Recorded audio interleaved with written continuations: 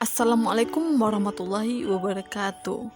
Keadilan Allah untuk seorang pengembala. Bagaimana adilnya Allah? Kita bisa simak cerita ini. Seorang pemuda yang masih belia tampak begitu kelelahan dan kehausan.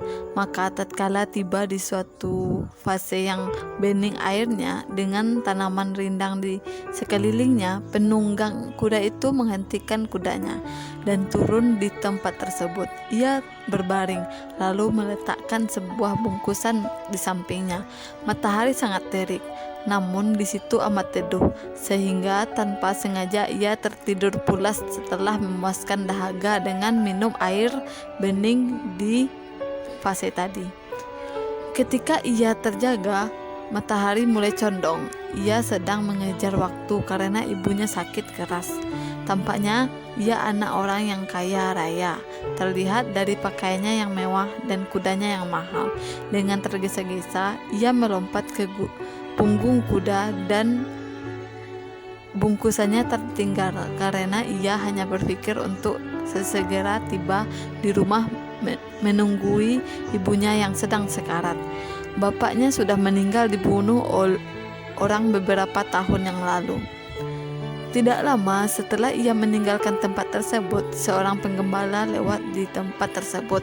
Ia terkesima melihat ada sebuah bungkusan kain tergeletak di bawah pohon. Diambilnya bungkusan itu, lalu dibawanya pulang ke gubuk yang buruk.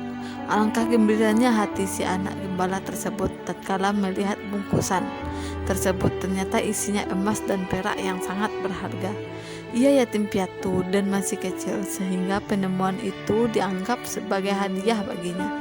Tak berapa lama, seorang kakek yang sedang bungkuk berjalan terseok-seok melalui fase tadi. Karena kelelahan, ia beristirahat di bawah pohon tersebut.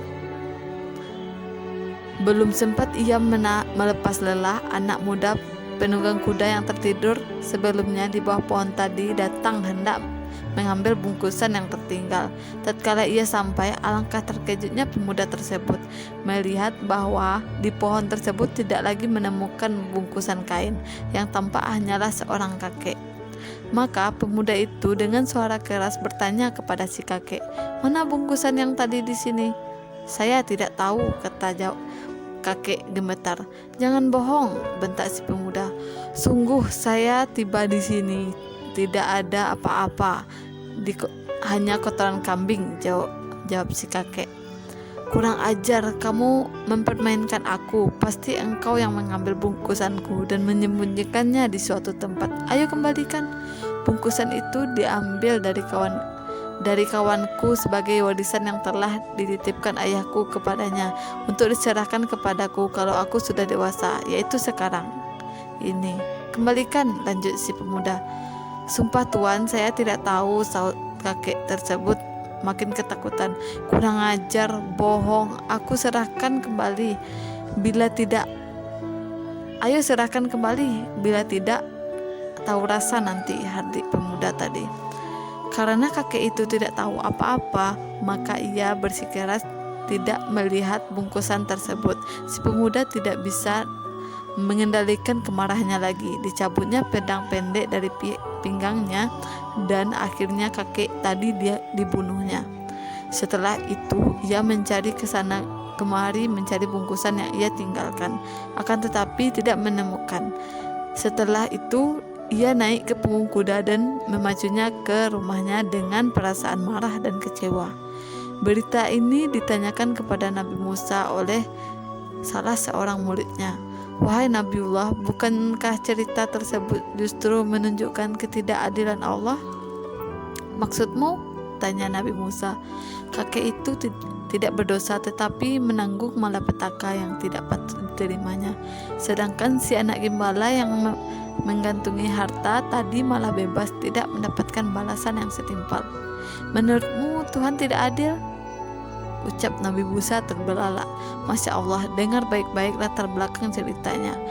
Kemudian Nabi Musa pun bercerita, "Ketahuilah, dahulu ada seorang petani hartawan dirampok semua perhiasan harta benda miliknya oleh dua orang bandit yang kejam. Setelah berhasil dirampok, harta itu dibagi dua oleh perampok tersebut.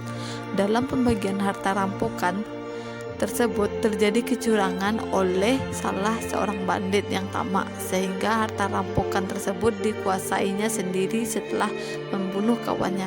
Bandit yang tamak itu adalah kakek yang dibunuh oleh pemuda tadi. Sedangkan bandit yang dibunuh oleh kakek itu adalah ayah dari pemuda yang membunuh kakek tadi.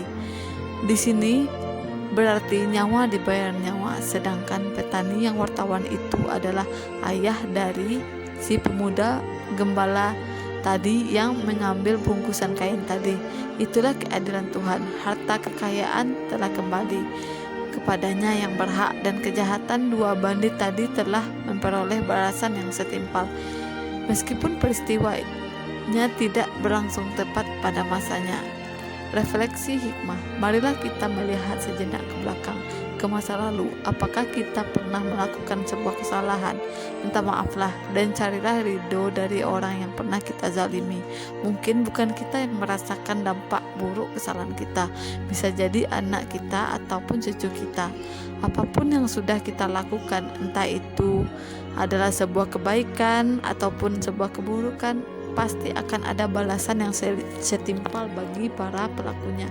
Wassalamualaikum warahmatullahi wabarakatuh.